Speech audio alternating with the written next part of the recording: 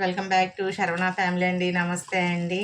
మేమైతే యాత్రలకు వెళ్ళి వస్తుండగాను మేమైతే చక్కటైన మాకు ఎంతో ఇష్టమైన ఆత్రేయపురం అండి. మా పుట్టినిల్లాడిది అనమాట. ఆత్రేయపురం అయితే వెళ్ళామండి.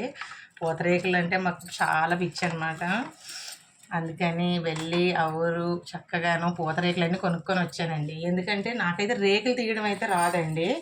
మిగతా అది అంతా నేను ఇంట్లో ప్రాసెస్ చేసుకుంటాను చక్కగాను.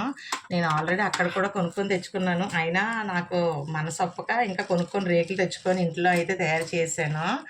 చాలా బాగా అనిపించిందండి. ఇగోండి చక్కగా రేకులు తీసుకొచ్చాము అక్కడ కొనుక్కొని. అలాగే కాచిన నెయ్యి, డ్రై ఫ్రూట్స్, బెల్లం పొడి అండి.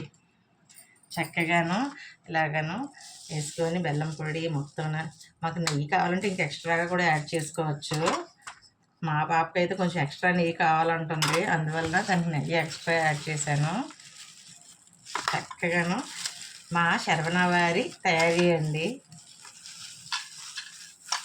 ఆత్రేయపురం అంటే ఎంత ఇష్టం అంటే మా పుట్టినిల్లు అండి. నాకు ఆత్రేయపురం అంటే చాలా చాలా ఇష్టం అనమాట. ఎలా లేదన్నా 2 monthsకే వెళ్ళిపోతాను అనమాట చూడడానికి. అంత చక్కగా అనిపిస్తుంది. ఇగోనండి చక్కగా చూసారు కదా ఎంత చక్కగా చుట్టానంటే చాలా బాగా చుట్టాను. మీకు కావాలంటే మాకు చెప్పండి, మేమైతే ఏర్పాటు చేస్తాము. ఇగోనండి మన చక్కటి శరవణ వారి అమ్మ చేతి వంట, మంచి డ్రై ఫ్రూట్స్, పూతరేకులండి. ప్రతి ఒక్కరు అంటే మీరు దూరంగా ఉంటే నేను ఏం చేయలేను, దగ్గరగా ఉంటే మాత్రం నేను ఇస్తాను, మీరు తిందరు. మా ఈషా అయితే నా చేతిలో ఉన్నది ఎప్పుడు తీసుకుందామా అని ఎదురు చూస్తుంది అనమాట. దానికి చూపించకుండా నేను పట్టుకునే ఉన్నాను. అది తింటానంటుంది, దానికైతే ఇస్తాను నేను.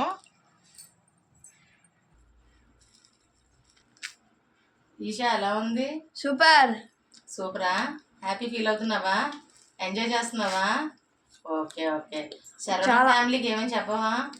Please do like, share and subscribe చేసిన వాళ్ళు అందరికి ఇస్తావా పూతరేకులు? ఇది వాళ్ళు చూపించావా అందరికి? Okay friends, bye friends.